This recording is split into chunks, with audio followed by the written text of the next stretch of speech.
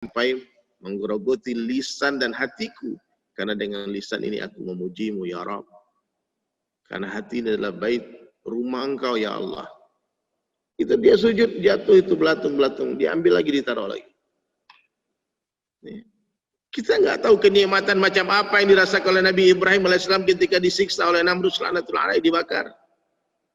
Kita tidak bisa membayangkan kenikmatan macam apa yang dirasakan oleh Sayyidina Bilal bin Rabah radhiyallahu anhu ketika disiksa di padang pasir. Satu orang bertanya kepada beliau ketika Sayyidina Bilal telah menjadi gubernur di Damaskus. Wahai Bilal, kapan saat terindah dalam kehidupanmu wahai Bilal? Dikatakan ketika aku disiksa. Ketika aku disiksa. Ketika dicambuk, diletakkan batu besar di atas dadanya. Maka sahabat sekalian dirahmati Allah Subhanahu wa taala, kesusahan mujahadah kita dalam mentaati Allah dan Rasul-Nya niscaya nanti akan menjadi cerita indah di akhir hayat kita dan puncaknya nanti di surga. Susah payahnya kita dalam mentaati Allah, berkeringatnya kita, menangisnya kita, menetesnya darah kita. Mungkin suatu hari kita akan terbunuh, mati gara-gara memperjuangkan agama Allah. Itu akan menjadi puncak dari segala kenikmatan.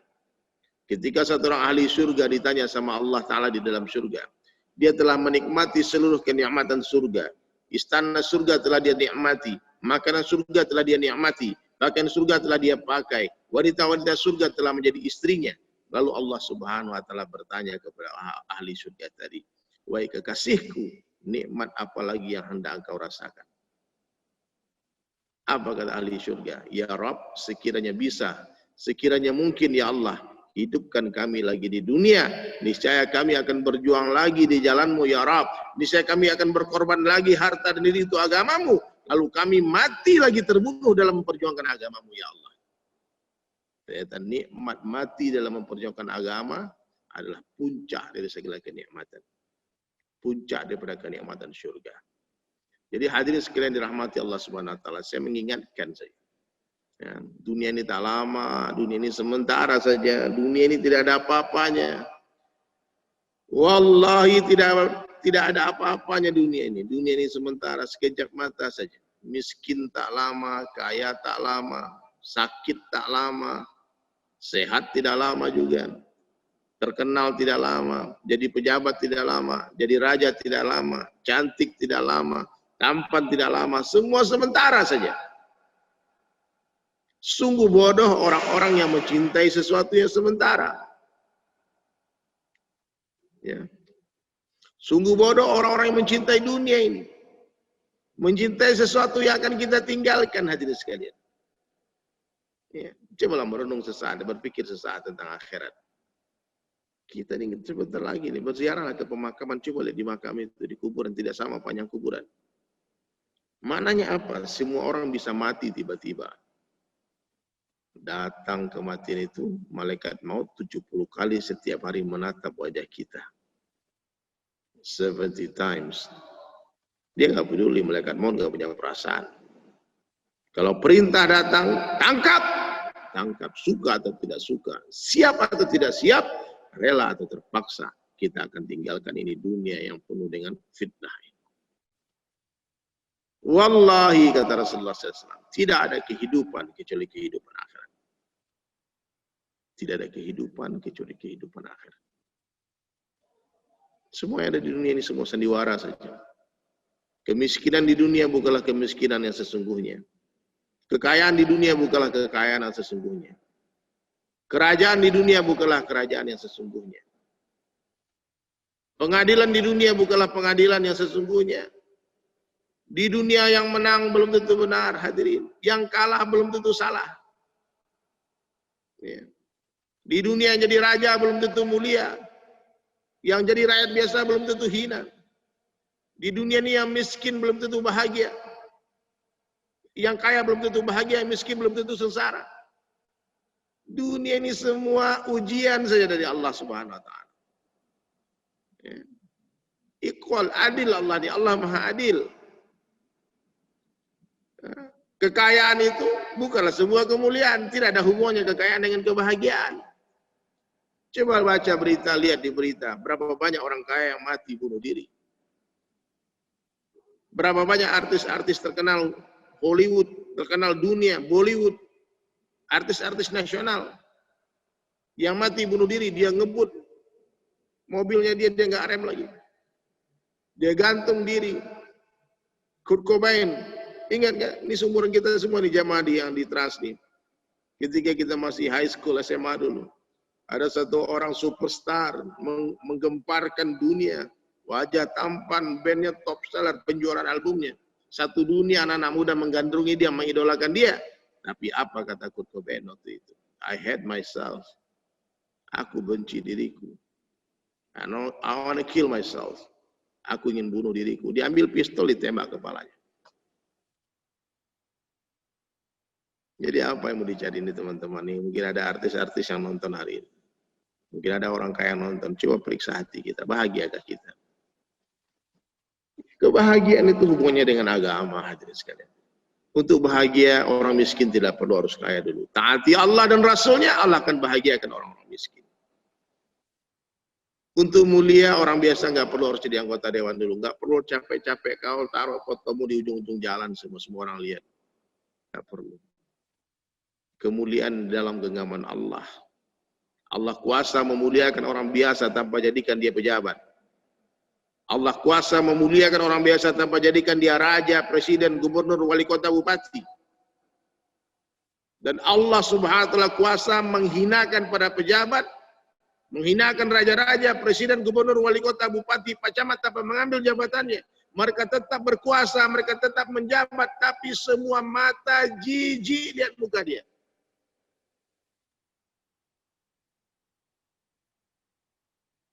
Fir'aun laknatullah alaihi, kurang apa kerajaannya?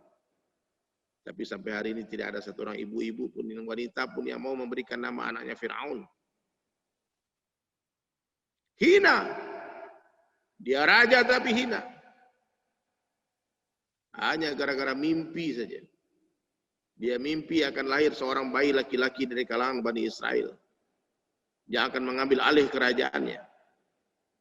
Dia bunuh 70.000 bayi laki-laki Bani Israel. Ini kerjanya Fir'aun.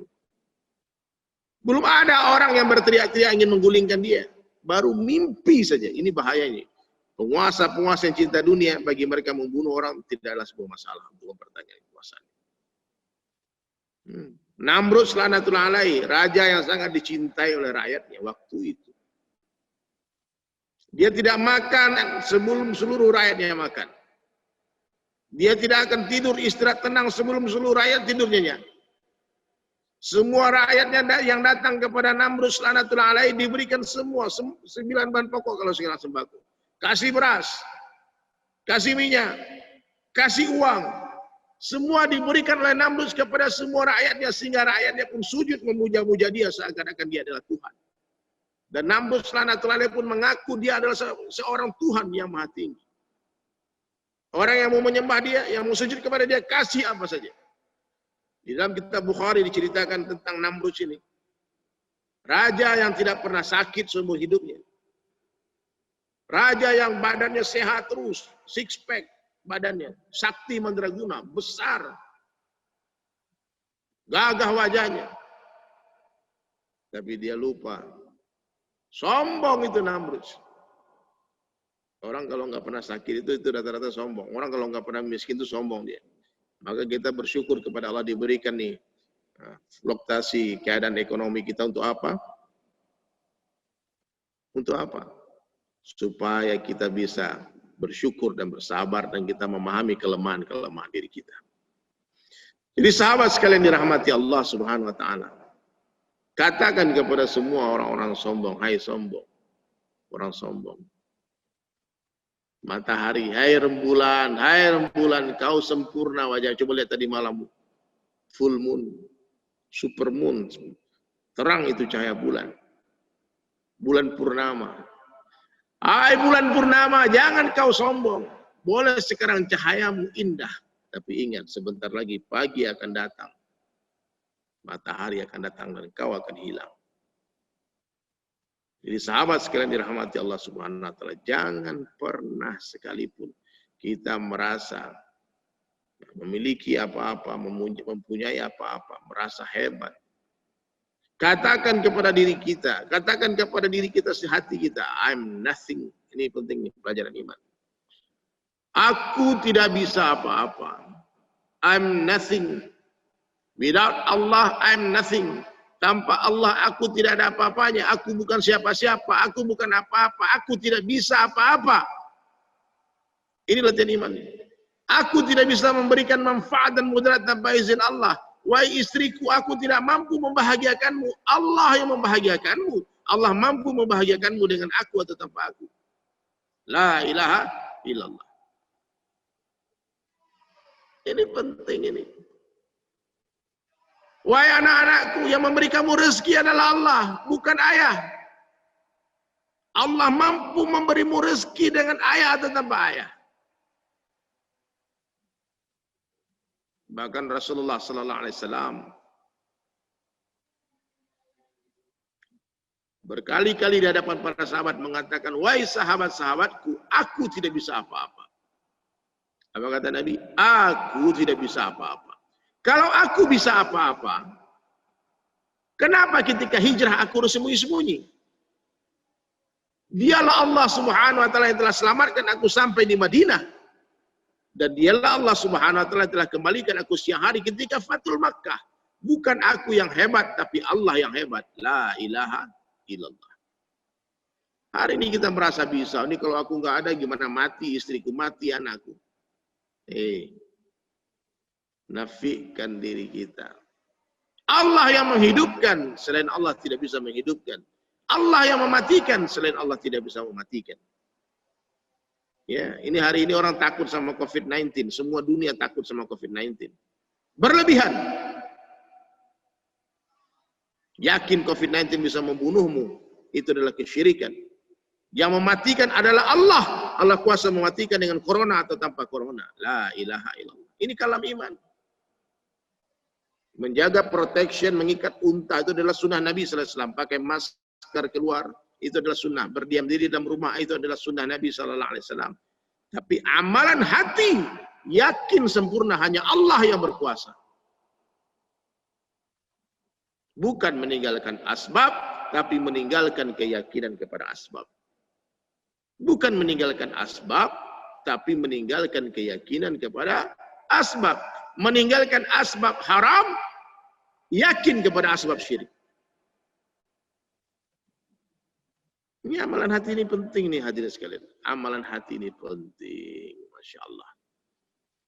Banyak-banyak katakan la ilaha illallah. La ilaha illallah. Dzikran katsiran. Aktsiru min qawli la ilaha illallah. Banyak-banyaklah kalian mengucapkan kalimah la ilaha illallah. Berapa banyak? Sebanyak-banyaknya. Sampai kita mati. Dan di akhir kalam kita mampu mengucapkan la ilaha illallah. Jangan takut. Jangan takut kepada siapapun kecuali kepada Allah. Jangan pernah meminta kepada siapapun kecuali kepada Allah. Dan jangan pernah berharap kepada siapapun kecuali kepada Allah. Semakin besar harapan hati kita kepada makhluk, maka semakin besarlah kekecewaan yang akan menghantam kehidupan kita. Bisa difahami nggak ya? Banyak-banyak ucapkan kalimah la ilaha illallah. Hati ini ibarat seperti sebuah singgasana. Siapa saja yang duduk di sana akan menjadi raja.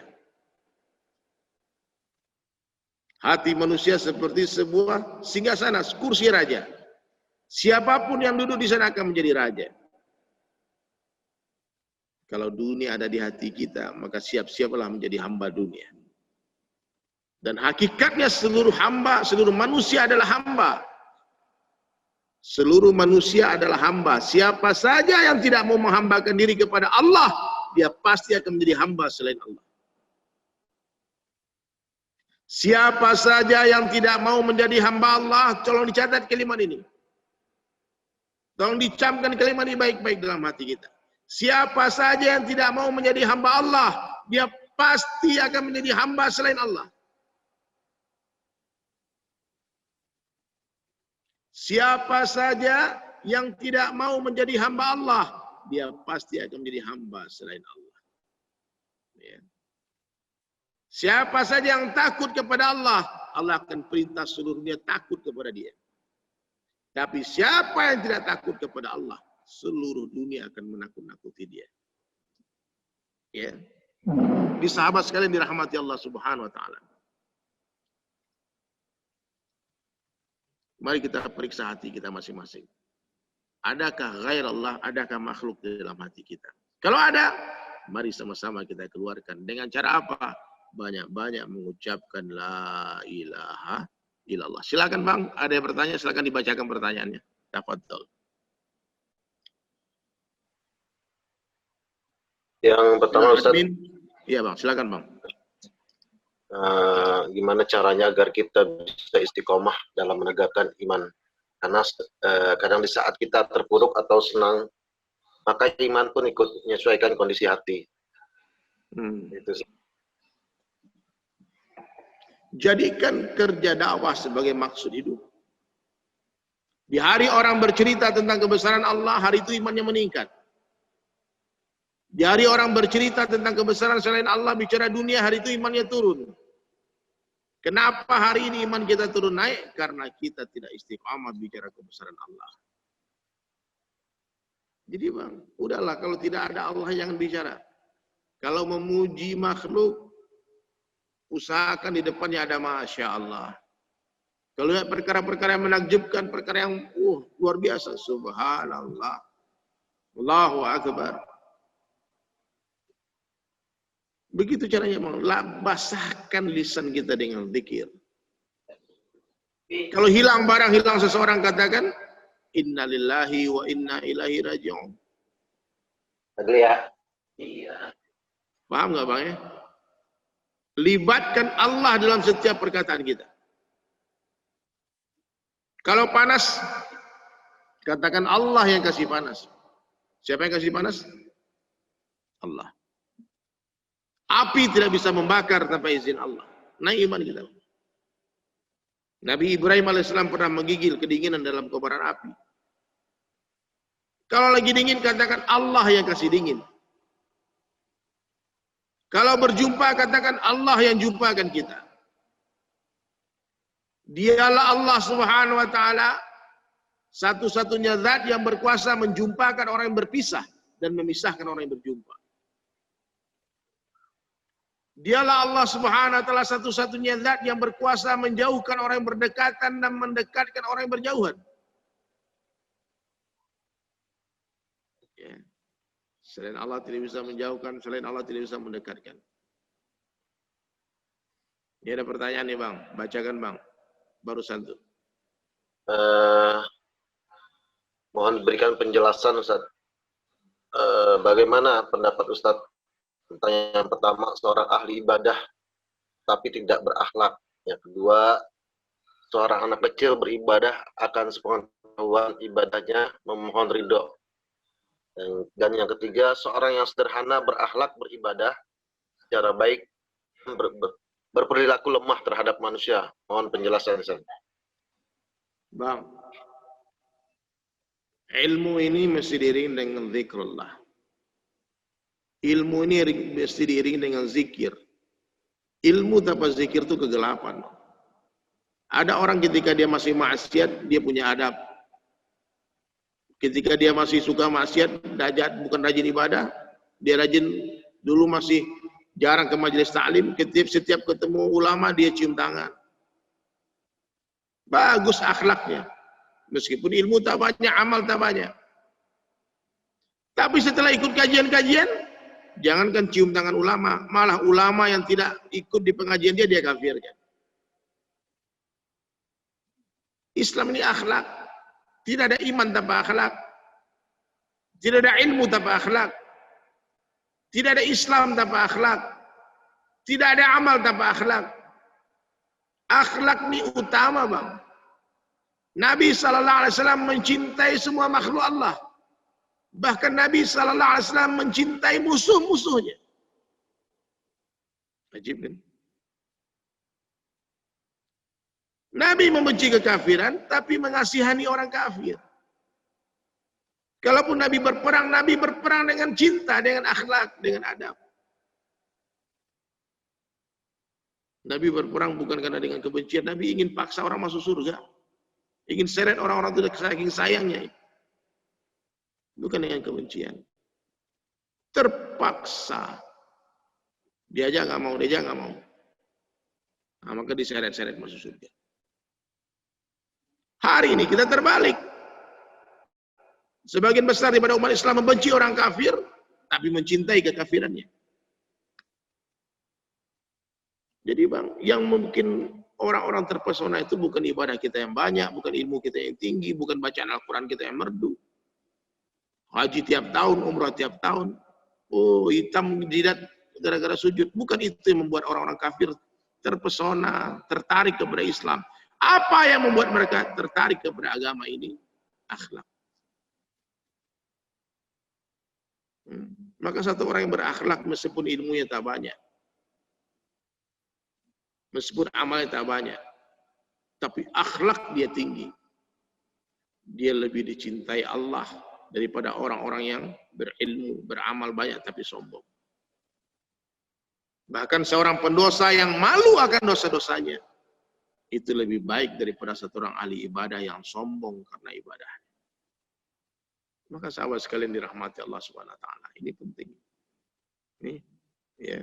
Jadi tidak ada bang, tidak ada dibenarkan siapa kita, alim kita, iblis lebih alim dari kita. Berapa sih ilmu kita? Berapa ayat yang kalian hafal? Berapa kitab yang kalian hafal? Pernah nggak kita lihat surga dengan mata kepala? Iblis pernah. Pernah melihat Allah Ta'ala. Lama jadi imam di surga, tapi karena ada kesombongan di hati iblis, Allah laknat iblis.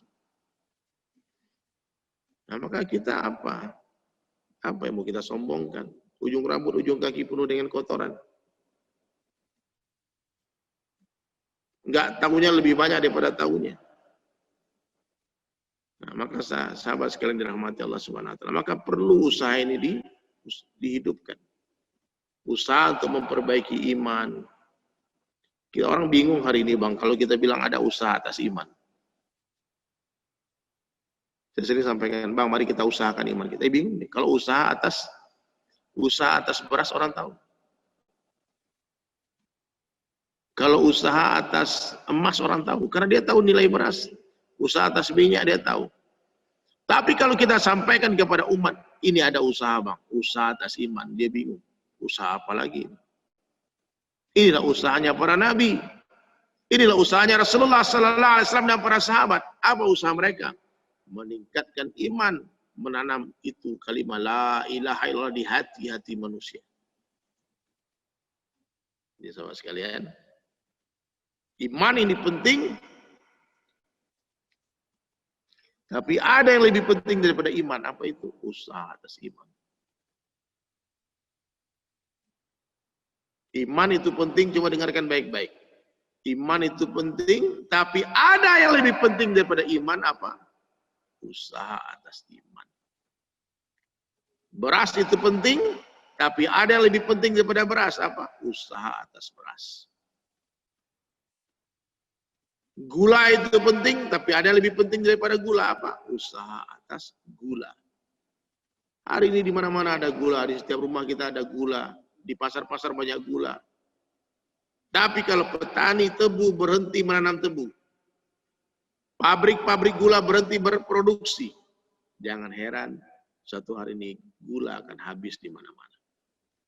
Hari ini kita ada iman, semua kita punya iman. Tapi kalau para dai berhenti buat usaha atas iman, berhenti berdakwah, maka nggak lama lagi orang-orang beriman akan habis. Jangan berharap anak-anak kita, cucu kita masih mengenal Allah. Maka usaha ini harus dihidupkan hadirin sekalian. Kita jangan mengandalkan ulama saja. Dakwah ini kerja berjamaah. Dakwah ini kerja semua umat Islam, semua orang mengaku sebagai umatnya Rasulullah SAW.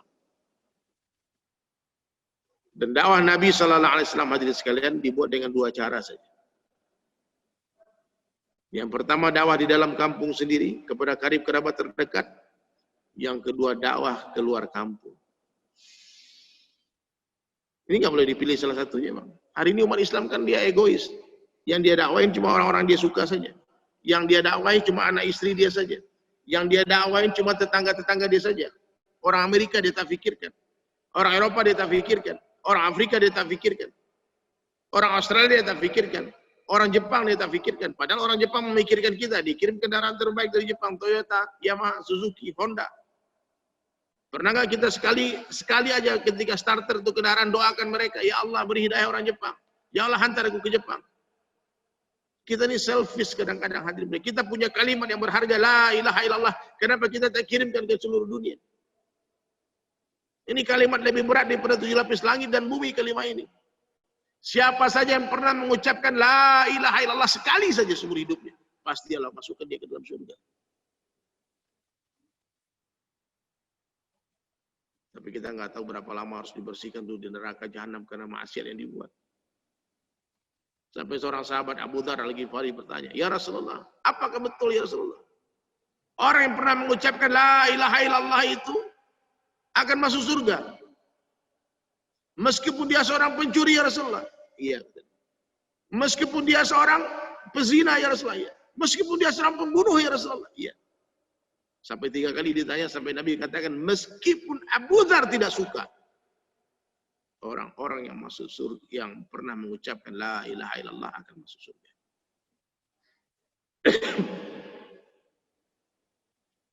Kenapa kita bermujahadah hari ini, Bang? Kenapa kita bersusah payah hari ini? Salat 5 waktu, menjaga nafsu, baca Quran, berzikir, berdakwah, hidupkan sunnah Nabi. Dihina orang, diajak orang, disusahkan orang. Menangis kita, berkeringat kita. Apa yang kita mau? Kita mau masuk surga tanpa hisab. Kita semua ingin masuk surga tanpa harus transit di neraka. Kalau teman-teman semua hanya pengen masuk surga aja, nggak apa-apa, syahadat aja, pasti masuk surga. Nggak sholat, nggak zakat, nggak puasa, dia masuk surga. Tapi berapa lama kita digoreng, dibersihkan dosa-dosa kita nggak pernah tahu. Maka sahabat sekalian dirahmati Allah Subhanahu Wa Taala, penting hari ini. Penting hari ini. Kita menjaga iman kita, karena iblis laknatullah alaihi, 24 jam dia hendak mencuri iman kita. Dia tidak akan curi rumah, kendaraan, pangkat, jabatan kita. Karena iblis tahu itu nggak ada harganya dalam pandangan Allah. Dunia ini nggak berharga dalam pandangan Allah. Dunia ini hanya berharga dalam pandangan kita saja. Sampai Nabi mengatakan kalau saja harga dunia dalam pandangan Allah sama dengan 11 sayap nyamuk, niscaya orang-orang kafir akan diberi minum oleh setengah ayat pun. Tidak ada harganya dunia dalam pandangan Allah. Dunia hanya berharga dalam pandangan kita saja. Mungkin kita nggak paham kalimat ini hari ini. Banyak orang tak paham bagaimana bernilainya, berharganya sebuah pelampung. Nggak tahu dia. Dia apa ini gunanya pelampung nih, bikin sempit kapal aja. Tapi ketika dia tidak tenggelam, hadirin sekalian, jatuh di laut ombak besar. Dia jatuh ke laut. Temannya teriak di atas kapal. Bro, kamu mau emas 20 kilo apa mau pelampung? Kira-kira dia pilih apa? Coba jawab. Emas. Bodoh dia. Kalau dia pilih emas. Dia mau tenggelam. Tak pandai berenang. Tadi di atas kapal emas saja dia pegang. Dia ejek-ejek pelampung. Apa ini pelampung? Gak ada gunanya katanya. Warna orange lagi. Gak menarik sama sekali. Bikin sempit kapal aja. Tahu-tahu ombak besar dia jatuh ke laut. Dia tolong, teriak-teriak, tolong. Temannya teriak di atas, bro. Nih, kamu mau pilih pelampung, apa mau pilih emas tadi? Pilih apa nih kira-kira? Pelampung. Hari ini kita tidak paham harga iman, tapi ketika kita masuk kubur nanti baru kita tahu. Orang-orang yang mati dalam keadaan beriman, selamat dia daripada dunia. Dia tidak cinta dunia. Allah akan lapangkan kuburnya seluas mata memandang. Allah akan hantarkan imannya untuk menjaga dia. Akan menghantarkan amalnya untuk melindungi dia dari azab kubur, siksa kubur. Allah akan tidurkan orang-orang beriman di dalam kuburnya. Seperti tidurnya seorang pengantin baru. Maka sahabat sekalian dirahmati Allah Subhanahu wa taala. Iman adalah perkara yang paling penting dalam kehidupan manusia. Apa tanda-tanda orang beriman hadirin sekalian? Alladzina yu'minuna bil ghaib. Sesungguhnya orang-orang beriman siapa? Mereka adalah orang percaya kepada yang gaib. Dia percaya kepada yang tidak tampak. Dia percaya kepada Allah tak tampak, malaikat tak tampak, nabi-nabi sudah tak tampak. Takdir baik hari kiamat tak tampak. Kitab-kitab yang lalu yang asli tidak tampak lagi hari ini. Tapi dia percaya. Allahu Akbar. Selagi kita masih percaya kepada yang nampak-nampak, kita bukanlah orang yang beriman. Orang beriman tak percaya matahari bisa memberi cahaya. Matahari nampak, yang memberi cahaya adalah Allah. Allah menggaibkan dirinya di balik matahari. Orang beriman tidak percaya makanan bisa menghilangkan lapar. Yang menghilangkan lapar adalah Allah. Orang beriman tak percaya air bisa menghilangkan dahaga. Yang menghilangkan dahaga adalah Allah. Orang beriman yakin bahwa pekerjaan tidak bisa mendatangkan rezeki. Yang mendatangkan rezeki adalah Allah. Ini harus yakin kita, Bang. Nafikan ghairallah. Isbatkan kepada Allah. Nah, maka kehidupan yang singkat di dunia ini, sahabat sekalian. Ini PR kita di rumah ini pertama. Ya. Sebelum kita memperbaiki hati kita, perbaiki lisan kita. Sebelum kita memperbaiki hati kita, perbaiki lisan kita.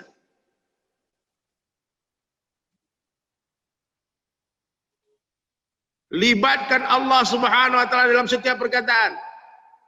Ini PR pertama nih, Bang. Jadi kita tidak berjumpa ya, Bang ya. Jamaah sekalian, kita dijumpakan oleh Allah meskipun lewat Zoom. Kita sebentar lagi insya Allah tidak berpisah, namun Allah akan pisahkan kita. Kita tidak duduk namun didudukkan oleh Allah. Kita tidak berjalan tapi diperjalankan oleh Allah. Kita tidak hidup namun dihidupkan oleh Allah. Kita tidak mati namun dimatikan oleh Allah. Kita tidak ada namun diadakan oleh Allah. Dunia ini tidak ada, dunia pun diadakan oleh Allah. Bahkan surga dan neraka tidak ada. Surga dan neraka pun diadakan oleh Allah. Allah Subhanahu wa taala itu ada sebelum seluruh makhluknya ada. Dan Allah Subhanahu wa taala akan tetap ada setelah seluruh makhluknya sudah tidak ada. Seandainya seluruh makhluk sepakat mengatakan Allah tidak ada, Allah akan tetap ada, hadirin.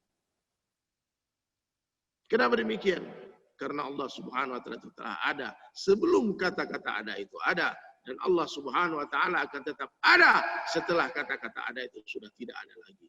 La mawjud illallah, la ilaha illallah. Itu yang pertama, PR. Yang kedua, kita latihan menghidupkan sunnah Nabi Sallallahu Alaihi Wasallam. Hidupkan semampunya, bukan semaunya. Jangan malu dengan sunnah. Di balik sunnah ada kejayaan. Di balik sunnah ada janji Allah. Ada janji Rasulullah Sallallahu Alaihi Wasallam. Man ahya sunnati. Siapa yang menghidupkan sunnahku, faqad ahabbani, sungguh dia mencintaiku. Wa man ahabbani, siapa yang mencintaiku, kana ma'i fil jannah, dia bersama di dalam denganku di dalam surga. Man tamassaka bi sunnati inda fasadi ummati, siapa yang berpegang teguh dengan sunnahku di tengah rusaknya umatku, falahu ajru bi'ati syahid, buat mereka pahala 100 orang mati syahid. Ini main-main sunnahnya. Maka mulai hari ini hidupkan sunnah Rasulullah Sallallahu Alaihi Wasallam. Kita mesti mencintai Allah dan Rasulnya melebihi segala-galanya. Kita mesti mencintai Allah dan Rasulnya melebihi diri kita sendiri. Nah, ini misi kita di dunia ini, belajar mencintai Allah dan Rasulnya melebihi segala-galanya. Dan ini, Bang ya, hadirin sekalian, tidak bisa dibuat, dilatih kecuali dengan satu cara. Apa? Meninggalkan segala-galanya karena Allah dan Rasulnya. Meninggalkan istri karena Allah, meninggalkan anak karena Allah, meninggalkan pekerjaan karena Allah, meninggalkan rumah-rumah karena Allah, meninggalkan harta yang kita khawatirkan. Ada 8 perkara itu di dalam surah Taubah. Coba buka nanti di rumah. Qul in kana aba'ukum, katakanlah kalau bapak-bapakmu, wa abna'ukum, dan anak-anakmu, wa azwajukum, dan istri-istrimu, wa ashiratukum, dan karib kerabatmu, harta yang kalian usahakan, perniagaan yang kalian khawatirkan kerugiannya, tempat tinggal yang kalian cintai, lebih kalian cintai daripada Allah dan Rasulnya. Kata Allah, tunggu perhitunganku, sungguh aku tidak memberi hidayah kepada orang-orang yang fasik. Cintai Allah melebihi segala-galanya. Nah, itulah yang dibuat oleh teman-teman jamaah tabligh yang hari ini orang tidak paham. Belajar mencintai Allah. Kalau belajar ilmu bang, di internet bisa, kajian Zoom bisa, baca buku bisa, di pesantren bisa. Tapi untuk belajar iman, kita mesti hijrah. Innalladzina amanu, sesungguhnya orang-orang yang beriman, wahajaru, dan dia berhijrah, wajahadu, dan dia berjuang di jalan Allah, fisabilillah, di jalan Allah, bi amwalihim, dan harta mereka sendiri, wa anfusihim, dan diri mereka sendiri.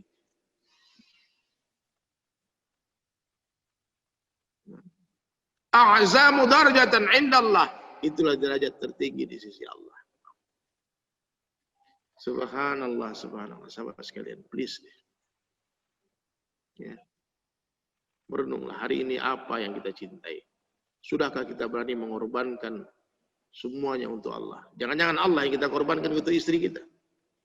Jangan-jangan Allah yang kita korbankan, agama yang kita korbankan untuk duit, untuk anak-anak kita, untuk karir kita, untuk popularitas kita, untuk jabatan yang kita usahakan, yang kita impi-impikan, kita korbankan agama. Maka sekalian hadirin sekalian rahmatullah, dapatkan Allah, dapat segala-galanya. Tapi bila mana kita kehilangan Allah, kita akan kehilangan segala-galanya. Tidak masalah kita kehilangan seseorang karena Allah. Ingat nih pesannya, jangan sampai hilang Allah karena seseorang. Jadi teman-teman sekalian, nggak ada itu cinta beda agama ya. Cinta beda agama itu apa itu? Bagaimana kita katakan saling cinta? Karena hakikat cinta itu di surga. Itu nafsu itu. Cantik, tampan, tak lama, sementara saja. Kalau cinta seorang karena kecantikannya, ntar lagi keriput dia. Kendor kiri kanan depan belakang. Gravitasi bumi. Ya. Cintai orang karena hartanya, harta akan habis. Pangkat jabatan akan hilang. Cintailah seseorang karena Allah saja. Itu banyak penyesatan sekarang tuh, ada lagu cinta agama macam-macam. Maka saya bikin bantahan itu. Tidak ada cinta beda agama. Cinta itu karena Allah. Apa dunia ini? Menikah karena Allah. Menikah ini kerjasama untuk membangun surga. Karena kehidupan yang sesungguhnya di sana nanti bukan di dunia. Kehidupan kita nanti di akhirat. Siapa laki-laki yang sukses? Laki-laki yang mampu, suami yang mampu mengajak istrinya sampai ke dalam surga. Dan mereka sujud di hadapan Allah setelah menatapnya indahnya wajah Allah. Siapa ayah yang sukses? Ayah yang sukses adalah ayah yang mampu meyakinkan anak-anaknya bahwasanya satu subhanallah lebih berharga daripada dunia beserta isinya. Ingatkan anak kita, nak, bangun nak, salat subuh kamu nak. Raka'atain fajri khairan minad dunya wa ma fiha. 2 rakaat salat sunnah sebelum subuh nak, itu lebih berharga daripada dunia beserta isinya. Ingatkan anak-anak kita. Hari ini kita hidup di zaman fitnah, di mana orang tua membangunkan anak-anak itu pergi sekolah, tapi tak membangunkan anak itu pergi untuk sholat subuh. Hari ini kita hidup di zaman aneh. Orang tua menyuruh anaknya, nak, cuci tangan nak, cuci mukamu nak, kumur-kumur nak. Tapi dia tak suruh anaknya berwudu. Apa susahnya bilang berwudu lah nak?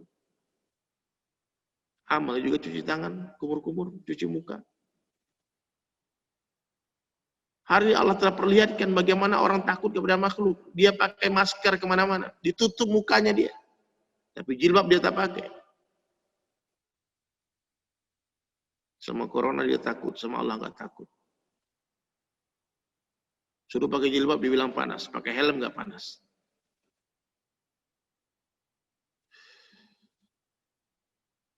Takutlah hanya kepada Allah. Takutlah hanya kepada Allah. La ilaha illallah. Perbaiki sholat. Jaga kekhusyukannya. Tambah ilmu. Tambah hafalan Quran. Jangan sampai Ramadan berlalu tak tahu tambah satu ayat pun kita hafal. Hafalan hadis. Siapa yang hari ini sama saja dengan hari kemarin dia rugi. Siapa yang hari ini lebih buruk daripada hari kemarin dia cilaka. Dan siapa yang hari ini lebih baik daripada hari kemarin, itulah orang-orang yang beruntung. Kalau hari ini kita sholat tahajud 2 rakaat, besok jangan 2 rakaat, mesti 4 rakaat. Besok lusa jangan 4 rakaat, mesti 6 rakaat. Setiap bulan mesti 60 rakaat. Kalau 1 bulan tahajud. Lah gimana caranya? Emang nggak mungkin, Bang. Kalau begitu 1 tahun kita harus sholat tahajud. Kalau kita mulai dari hari ini, tahun depan setiap malam mesti sholat tahajud 365 hari kali 2. 730 rakaat. Oh, siapa yang bisa amalkan hadis ini? Ternyata Nabi telah memberikan sebuah fadilah yang ajib. Apa kata Nabi? Siapa yang mengajak orang beramal sebuah amal kebaikan, maka Allah akan berikan royalti 100% pahala orang yang mengikuti dia. Nah, jadi solusi itu. Hari ini kita sholat tahajud 2 rakaat, besok istiqomah 2 rakaat lagi. Tapi jangan lupa ajak teman. Ketika teman kita sholat tahajud, kita dapat 4 rakaat sholat tahajud. Kemudian kasih tahu teman kita, kau ajak lagi temanmu ya. Besok kita ajak lagi. Tahu-tahu 1 hari itu kita mungkin saja dapat pahala 1000 rakaat sholat tahajud. Yang punya followers banyak di Instagram, di Facebook, di mana-mana. Ingatkan bro, nanti malam jangan lupa tahajud. Ada 6.000, ada berjuta followers para artis nih. Tahu-tahu 1000 orang ikut malam itu berdiri sholat tahajud 2 rakaat 1 orang. 2000 rakaat pahala sholat tahajud mengalir ke buku catatan amal kita. Kita mau sedekah nggak ada duit, ajak orang kaya sedekah bang, dia sedekah duit dia habis kita dapat pahalanya. Suruh orang berangkat umroh haji dia capek kita dapat pahalanya. Suruh orang-orang kaya bangun masjid, dia bangun masjid kita dapat pahalanya. Maka hadhihi tijarah, inilah bisnis yang tak pernah merugi. Inilah bisnis yang Allah tawarkan di dalam Al-Quran. Hal ya ayyuhalladzina amanu, hai orang-orang yang beriman, hal adulukum ala tijaratin tunjikum min azabin alim. Wahai orang-orang beriman, maukah engkau aku beritahu sebuah cocok tanam yang lebih baik, sebuah bisnis tijarah. Hai orang-orang beriman, maukah engkau, kata Allah, aku beritahu sebuah tijarah, sebuah bisnis yang pasti akan selamatkan kalian dari azab yang pedih. Apa itu bisnisnya? Tu'minuna billahi wa rasulih. Berimanlah kalian kepada Allah dan Rasulnya. Wa tujahiduna fisabilillah, dan berjuanglah kalian di jalan Allah. Bi amwalikum wa anfusikum, dengan diri hartamu sendiri dan dirimu sendiri.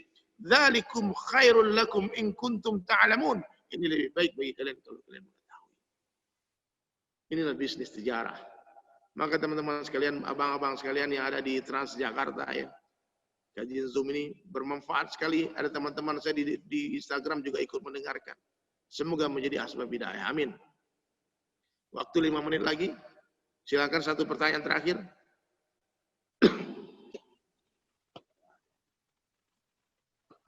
Yang terakhir, Ustaz.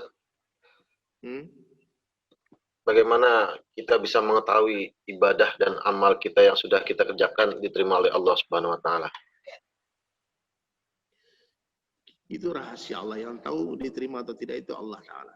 Tapi biasanya Bang ya, biasanya amalan-amalan yang diterima itu ada tanda-tandanya. Ya. Amalan yang diterima itu ada tanda-tandanya. Setelah kita beramal, naik iman kita. Bertambah kecintaan kita kepada Allah. Bertambah kerinduan kita kepada kampung akhirat. Dan ciri-ciri amal yang diterima itu akan Allah berikan istiqamah. Dipilih, kita dikabulkan oleh Allah Ta'ala. Saya punya kawan, saya punya penafsiran ajib tentang diterimanya amal. Kalau dia bersedekah, kemudian sedekahnya tidak dikembalikan Allah, dia merasa itu diterima. Tapi kalau dia sedekah nih 10.000, tiba-tiba datang lagi uang 10.000. Dia sedih. Kenapa Bang sedih Bang? Ini Allah kembalikan lagi. Karena biasanya barang yang sudah kita berikan terus tidak dikembalikan, itu yang diterima. Kefahaman-kefahaman yang Allah berikan kepada kita masing-masing. Jadi yang jelas Bang ya, kita buat amal karena Allah, terserah Allah. Mau diterima atau tidak, tetap kita beramal. Kepada mana, kepada siapa lagi kita minta tolong selain Allah. Kita berdoa nggak diterima, doa lagi. Dia nggak diterima, doa lagi. Dan sebetulnya bukan nggak diterima, cuman Allah Taala itu tahu kapan harus memberikan apa yang kita minta. Maka hati-hati hadirin sekalian, kalau berdoa, biasanya Allah Taala tidak beri apa yang kita minta, tapi Allah beri apa yang kita perlukan. Maka ulama menjelaskan, Bang, salah satu doa yang dianjurkan, doa minta kesabaran. Karena kalau kita minta doa sabar, Bang, nanti Allah hantar masalah. Allah hantar musibah-musibah biar kita bersabar. Nah, maka berdoalah yang cerdas. Doanya apa? Doanya minta jadi hamba yang bersyukur sehingga Allah beri nikmat-nikmat. Nabi Ibrahim AS mengajarkan kita cara berdoa yang ajib. Apa doa Nabi Ibrahim? Direct to the point. Ya Allah, hantarkanlah buah-buahan yang banyak ke negeri ini. Coba lihat doanya Nabi Ibrahim AS. Dia tidak minta kebun, Bang. Dia minta buah. Ya. Jadi kita harus mengenal Allah Subhanahu wa taala. Kalau kita mengenal Allah, kita enggak ribet, Bang. Kita enggak muter-muter dalam berdoa, beramal. Satu orang menangis di masjid, menangis, ya Allah, ya Allah. Temannya dengarkan kupingnya. Di doa minta apa? Ternyata dia bilang, ya Allah, aku minta uang, ya Allah. Temannya penasaran. Rupanya dia menangis-nangis doa minta duit sama Allah. Maka ditanya, Bang, kenapa minta uang? Dia bilang, anakku sakit, Bang. Terus, tahu sendiri dokter mahal, rumah sakit mahal, aku diberi resep mahal. Kalau aku nggak punya uang, gimana anak saya bisa berobat dan bisa sembuh, Bang? Maka aku doa sama Allah minta uang untuk obati anak saya. Terus temannya bilang gini, Bang, istighfar, Bang. Kok istighfar? Kenapa abang nggak doa minta sembuh saja? Doanya begini, ya Allah, sembuhkan anakku.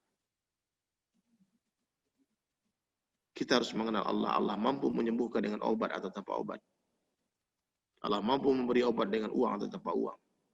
Maka amalan-amalan rohaniat harus dibuat lagi. 3 tugas kita hari ini.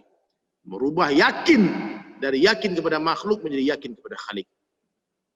Dari cinta kepada makhluk menjadi cinta kepada Allah. Yang kedua, merubah kecintaan dari cinta dunia kepada cinta akhirat.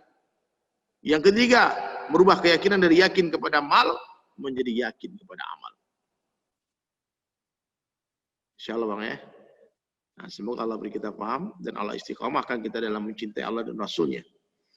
Diistiqamahkan kita dalam menghidupkan sunnah. Ini nggak lama lagi, Bang. Kita diperintah Allah Ta'ala untuk mentaati Allah dan Rasulnya sampai mati saja. Ya, kok lama sekali, Bang, sampai mati, Bang. Kalau besok mati berarti sampai besok saja. Kalau nanti sore kita mati berarti sampai nanti sore saja. Ya.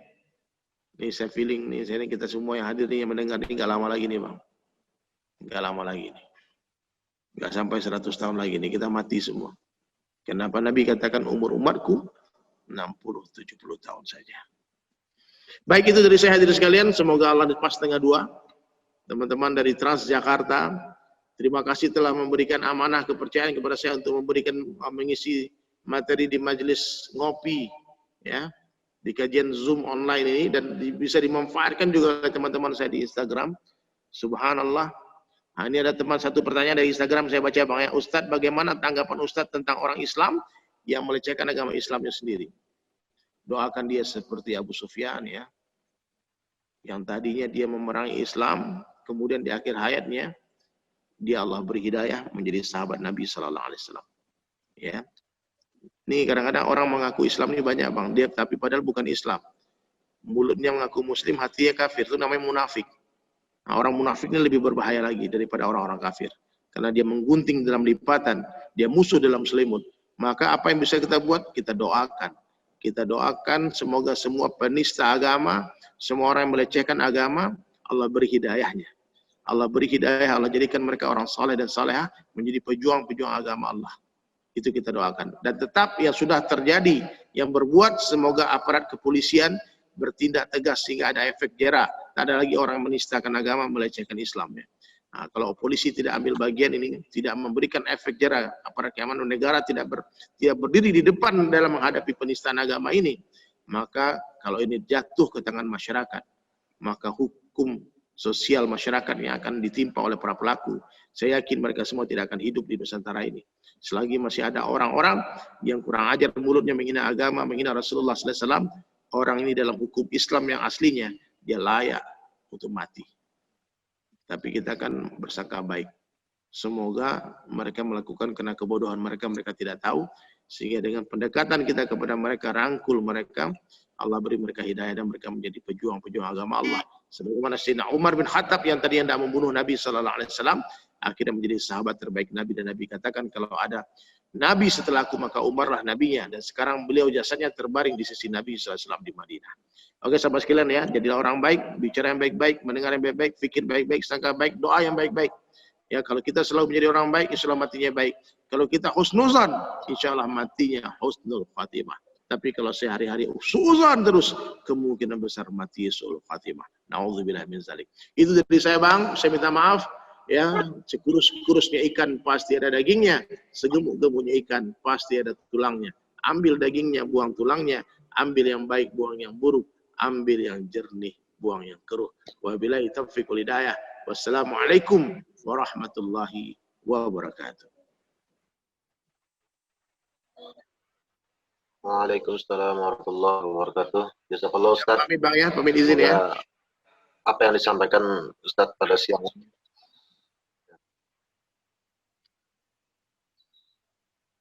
semoga yang disampaikan bermanfaat. Ustaz. Assalamualaikum warahmatullahi wabarakatuh.